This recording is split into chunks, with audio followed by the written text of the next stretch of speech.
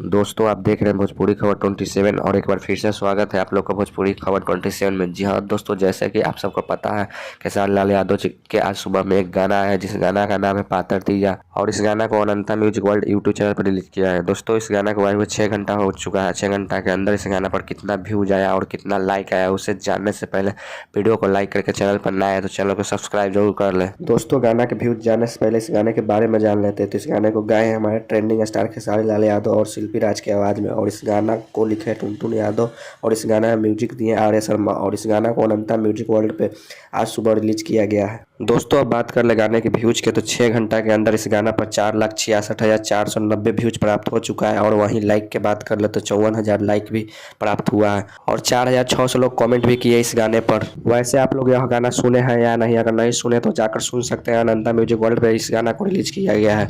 वैसे इस वीडियो के बारे में क्या कहना चाहते हैं नीचे दिए गए कमेंट बॉक्स में अपना राय बताएं। तब तक के लिए बाय, मिलते हैं नेक्स्ट वीडियो के साथ। जय हिंद, जय भारत, जय भोजपुरी।